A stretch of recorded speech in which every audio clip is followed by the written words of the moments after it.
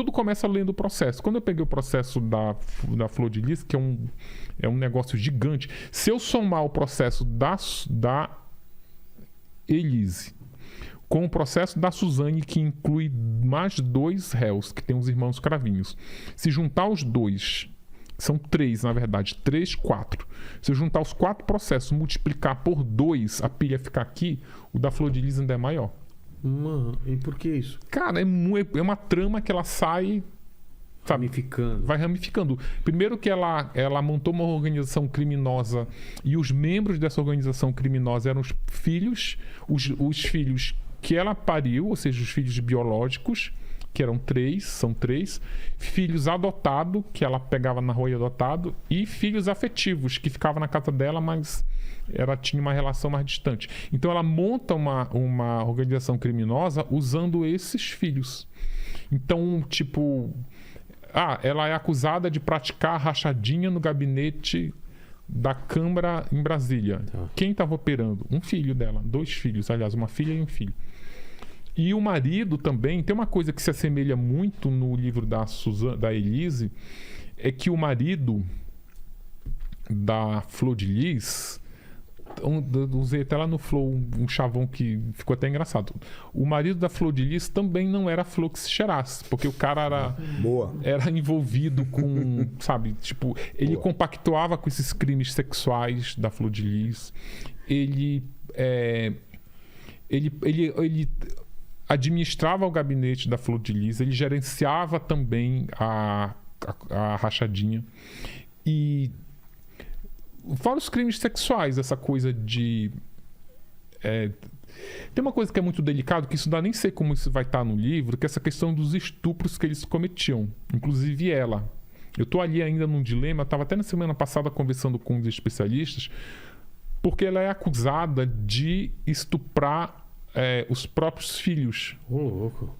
Então é uma coisa que os não... naturais ou os biológicos? Os biológicos. Não, não os biológicos. Os adotivos, isso. Ela tinha uma coisa ali meio louca. Esse universo da Flor de Lis, assim, é surreal. É uma coisa que tu não acredita. Eu vou te contar, tu não vai acreditar. Tu vai ler aqui, tu vai continuar não acreditando. Mas ela montou uma casa que se chamava Casa Flor de Lis para adotar essas crianças, mas era um plano que ela tinha. Ela queria ser essa mãezona. Eu sou mãe de 50. Com isso, ela começa a conseguir doações, inclusive de empresários famosos, de artistas. Conseguiu comover a imprensa nacional, porque ela foi matéria no Fantástico, foi matéria no jornal, nos jornais locais do Rio, foi na Ana Maria Braga, foi no programa da Xuxa na época. Usou isso para se eleger? Sim, primeiro ela usa isso para desenvolver uma carreira de cantora gospel, e da carreira de cantora gospel casada com a carreira de pastora, para virar deputado, para virar política, é um pulo. Então, assim, um dos critérios, logo no início, que ela usava para adotar algumas crianças, era essa questão do sexo. Ela transava com eles.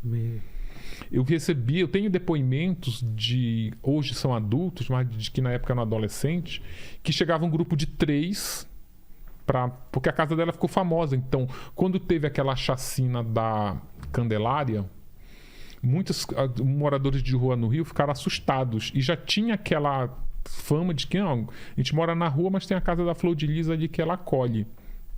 Então, 3 desses garotos me contaram que eles foram buscar abrigo na casa da Flor de Lis porque eles estavam com medo de morrer, então acho que era policiais que estavam matando. E a Flor de Lis ficou só com um. Senão tá cheia, a casa só cabe um. E eles depois conversaram, disseram que ela transou com os 3, mas ela gostou da performance só do que ela acolheu, exatamente. Olha. Então ela mistura, e tem rituais satânicos, por isso que tem essas... Também? Tem rituais satânicos. Ela tinha um quarto onde ela realizava esses rituais que envolviam a prática sexual. E era uma coisa assim, era uma dinâmica tão maluca que às vezes ela autorizava que o marido transasse com uma das filhas, que era um ritual de purificação que ela chamava, que quanto mais tu transar com ele, mais próximo do núcleo familiar tu ficaria, que também eram tudo promessas que nunca se concretizaram. E ela transava também com os caras.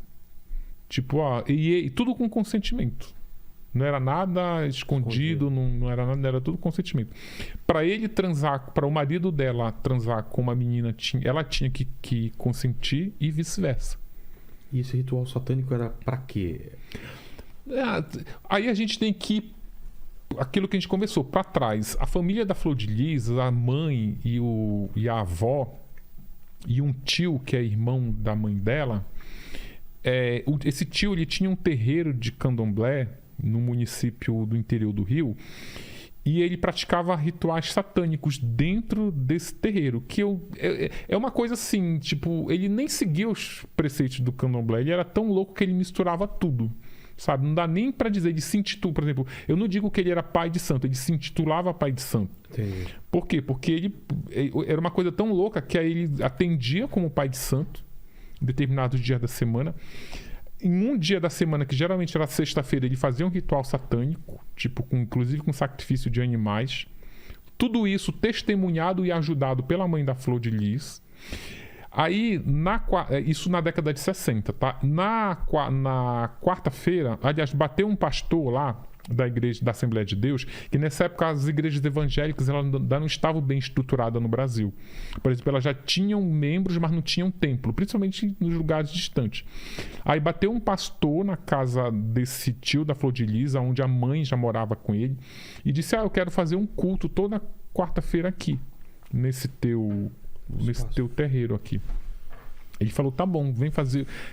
Não, ele não disse que queria fazer o culto, ele disse que queria congregar naquele espaço, quero trazer os fiéis para cá. Ele disse: traz, mas quem vai fazer o culto sou eu. Ou seja, o cara que de segunda, terça e quinta era segunda, terça e quinta era pai de santo, na sexta fazia ritual satânico e na quarta ele atendia como pastor da igreja evangélica. Tem uma antropóloga especializada em religião que ela é assim fodástica, mulher. Agora me fugiu até o nome porque ela não é muito conhecida, mas ela está agora em Portugal, inclusive tem tese de doutorado em religião. Ela me explicou que a maioria dos templos religiosos evangélicos que surgiram no Rio de Janeiro, no interior e nos morros, nos lugares no passado eram terreiros desses atendimentos. Mas ela vê uma relação? Sim, é que na verdade apesar do candomblé ter uma matriz africana e a religião tem um momento ali que eles se cruzam, que eles pregam de maneira meio parecida. Por exemplo, o culto estou falando especificamente desse personagem. Eu não estou aqui dizendo que todo mundo é assim. É porque esse é um caldeirão tão louco que primeiro que ele não é referência para nada, tá? Tanto que acaba no que deu aqui nessa seita diabólica de pais transando com filhos adotivos. Mas ela explica que o que está por trás ali é o culto ao diabo. Por quê? Porque, olha, eu fui em muitos cultos da Assembleia de Deus e depois eu fui até nos cultos da Deus e Amor e da Universal para dar uma comparada, porque eu não sou evangélico, né? E a religião é um assunto muito complexo. Eu comecei a ir nesses cultos e me chamou muita atenção a quantidade de vezes que eles falam a palavra diabo. Num culto lá da Universal, eu fui em 2 cultos da Flor de Lis, quando ela estava ali com aquela tornozeleira eletrônica. Aí eu ficava, não, mas eu tenho que saber, eles falam mais o nome de Deus ou diabo? Aí eu ficava marcando aqui, fazia os pauzinhos aqui. No culto da Flor de Lis, ela chegou a falar 70 vezes mais o nome do diabo do que o nome de Deus. E ela explica que a cultuação, mesmo que indireta ao diabo, porque quando tu tá ali falando, tu tá martelando que o diabo existe. Que esse culto é o que faz nessas igrejas evangélicas tu te aproximar mais de Deus. Pelo medo? Cara, tem uma explicação, inclusive, que ela me disse que é até dramatúrgica. Por exemplo, ela diz assim: olha, o Batman não seria o Batman se não tivesse o Coringa. Claro, ele tem que ter o oposto dele para ele se afirmar, né? Sim, aí agora tu vê que nessa analogia o Coringa ficou tão importante quanto ao Batman que ele chegou a ter um filme só sobre ele. Então é isso, é mais ou menos nessa linha de raciocínio, de pensamento, que surge esse culto ao diabo, que também no livro é meramente simbólico. Primeiro que eu nem acredito que o diabo exista, não da forma como eles colocam ali, mas eu achei interessante até nisso mesmo, para tu colocar como o antagonista ali, sabe, da história. Mas não chega a ser uma desculpa ou um motivo para ela fazer as coisas que ela fazia, colocando a culpa no demônio, não era isso? Não. Eu acho que esses crimes, aí eu posso até misturar, tipo, a Elise levou o tapa lá do Marcos, tinha uma vida difícil, o Marcos ameaçou deixar ela na merda. Isso não é justificativo, não é motivo para nada. Não. Tipo, tu precisa ter outros elementos para tu decidir fazer o que tu fez. Isso é o que tu prende, sabe? Então, o que agora matei, tô fudido aqui, tá aqui o delegado me algemando, me pressionando, eu tenho que contar uma história.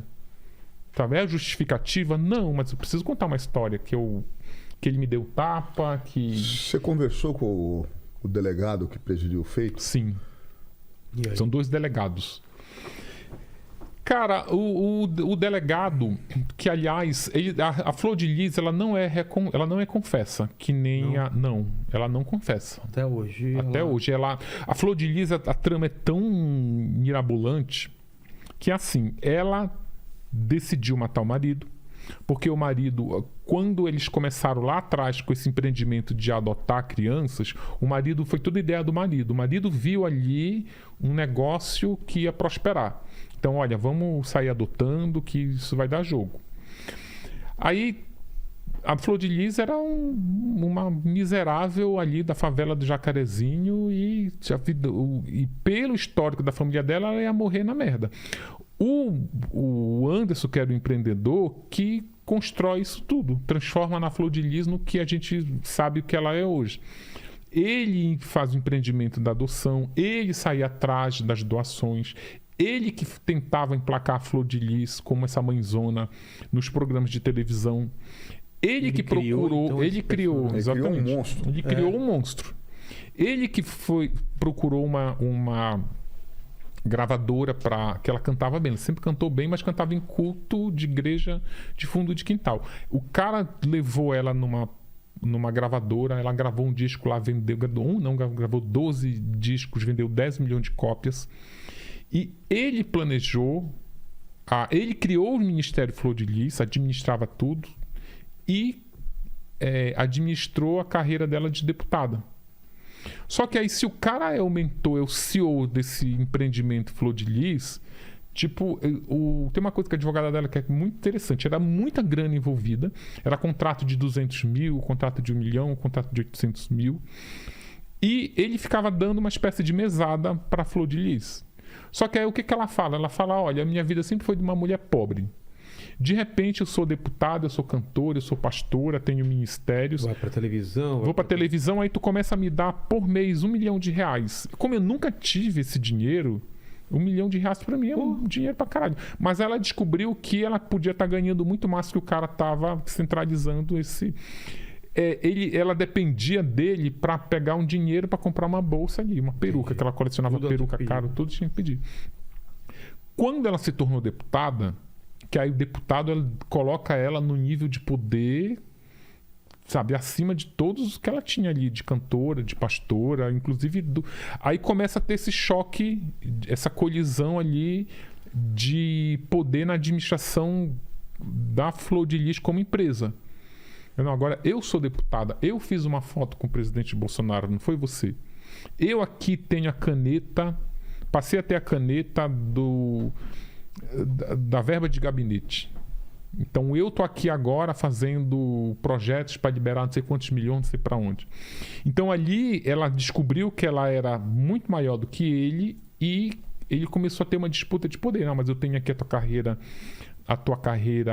de cantora, as igrejas que são uma fonte de... O livro vai explicar como as igrejas evangélicas são uma fonte de grana, uma fonte de receita, porque tudo ali é pago, tu tem que pagar para tu ter teu lugar lá no céu, se tu tá doente com câncer, como tem um caso, olha, fulano tá doente, o tratamento é caro, não vai pagar o dízimo. Não, agora é que tem que pagar.